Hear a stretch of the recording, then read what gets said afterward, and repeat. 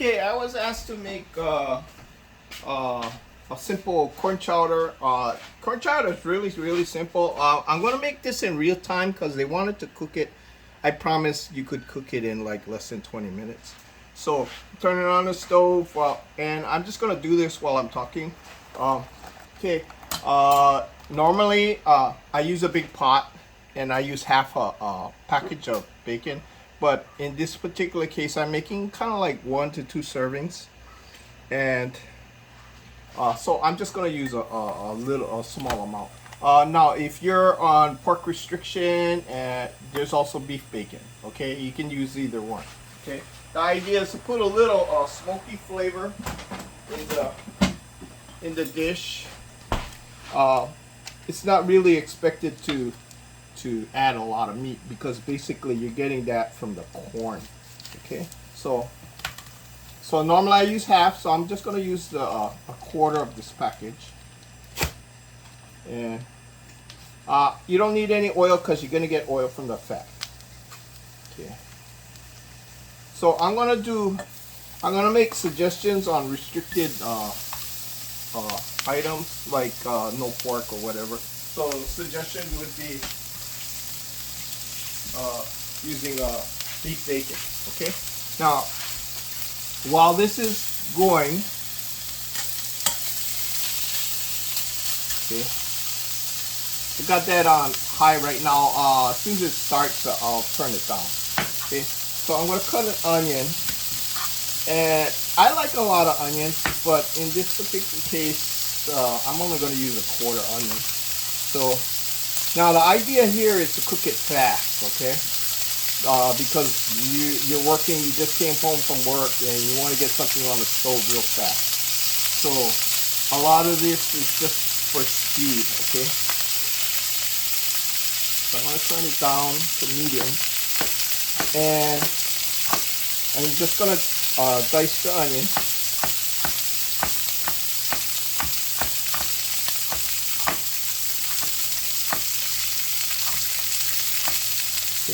And tossing it in. Now the bacon, you don't want it crispy. I mean, even though it has a nice flavor, if you do get it to that level of crispiness where it's hard, you're gonna have to remove the bacon. Okay, because it'll turn into sandy bits in the cooking process, and you're not gonna be able to make it soft. So we wanna make sure that we just get it cooked and render a little bit of the fat out so that we can have some oil. As you can see, there's oil starting to form on the bottom. And the onions just need to be slightly clear. I wouldn't go so far as to make it brown. You don't really need to caramelize it. It'll also show up as brown specks in your yellow corn chowder, so that's not a nice thing to look at. Okay. So I'm gonna hit. Okay, now one of the things that may take a long time to cook is potatoes, and it all depends on how big the pieces you have. Now normally I like my potatoes chunky, but since we're going for speed here, we're just gonna and how much potatoes you put in is up to you. I kind of like heavy potatoes so that I use less. Well, we always eat rice. I mean, it'd be nice to have cornbread with our corn chowder, but in this particular case, we're going for speed. And unless you got the cornbread already made and you're just warming it up, you know, you're gonna have to go with some other starch, and potatoes very handy. So what I'm gonna do is I'm gonna dice this up on a smaller size because I want it to cook faster. Okay, that's a little too low. Let's bring that up. I'll bring it up to medium high. Okay. And as you can see, our onions starting to turn nice and clear. Okay, and again, you know, this is a lot of potato. Let's see. You know what? Maybe we'll just stick with one. I mean, you could put more, but I think that's quite a bit. Okay, so I'm just going to use one. stir this around.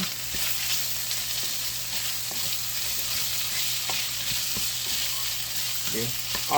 There's salt in the bacon, so I wouldn't really add any salt to this. I would check that last. Okay, so right now we're just getting the potatoes where it starts getting a little clear on the outside. We're still at medium high. Okay, let's put away this. Okay, while that's cooking, now you can add butter, but again, for those, I'm not sure about, because usually on restricted diets you can't add milk with meat, and I don't know if butter qualifies, but certainly ghee, which is clarified butter, should be okay, but I don't know. I don't really know. Okay, but anyway, if you're using the beef bacon, and you're restricted on dairy, well then don't worry about it, because the beef bacon has a lot of nice flavor to it.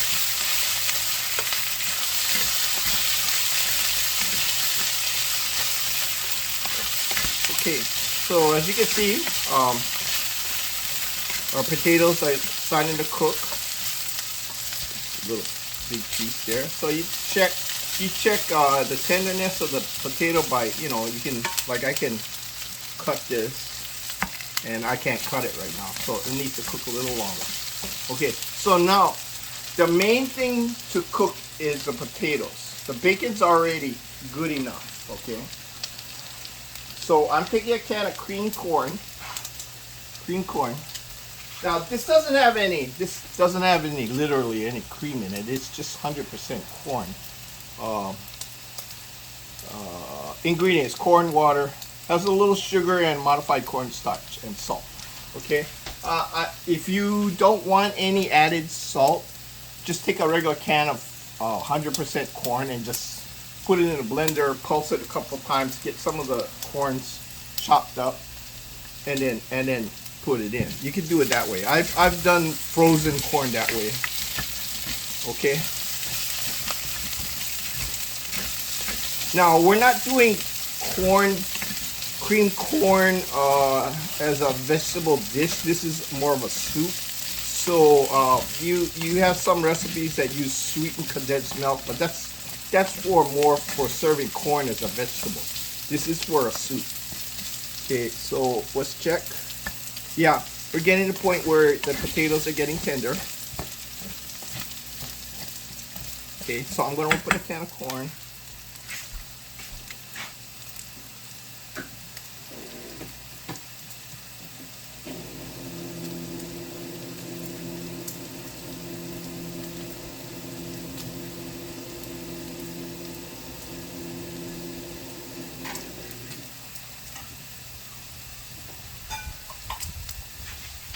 Now when I make a normal pot of corn chowder, I use 2 cans of cream corn and 1 can of regular whole kernel corn.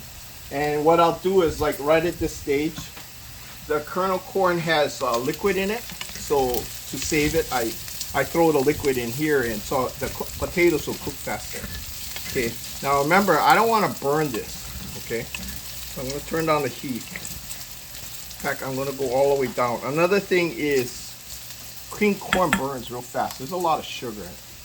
Okay, so I'll check the potatoes. See, so it cuts easily through. So the potatoes are cooked. Okay, and I'm just going to add the cream corn. Now again, if I was making a big pot, it'd be 2 cans of cream corn and 1 can of regular corn. Okay. And that's pretty much it.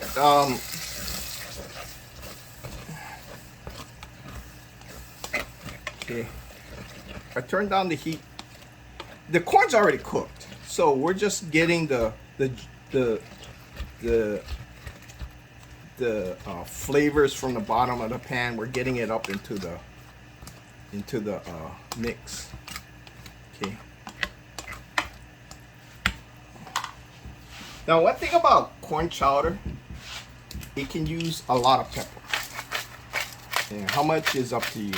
But you'll find that nice zing to it adds to the, because the corn is real sweet. So having that nice zing kind of cuts through the sweetness. Okay.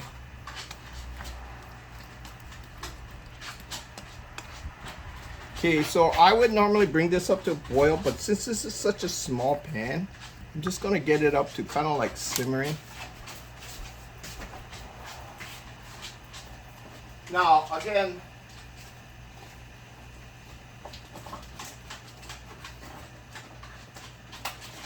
depending on your restrictions, I usually add, just before I serve, I usually add a pat of butter. Since this is just a small pan, this is plenty. Like a tablespoon of butter is plenty. Okay, so we're getting the heat up. Okay, now I know some of you are gonna say, hey, it's got a lot of black specks in it. Okay, now bring up the heat a little fast. Now, if you want it really rich, use evaporated milk. If you just want it plain more soupy, just use regular milk. And if you have the milk restriction, you could use a non-dairy so-called milk. I might have thrown in a coconut milk in here, but I think the coconut would really offset that. I think that would throw off a lot of people. So you could use coconut milk, but I think if you were to throw curry powder in here, then you threw coconut milk and you had more of a Indian Thai experience, but then it wouldn't be corn chowder anymore. Okay, so as you can see, this is hot.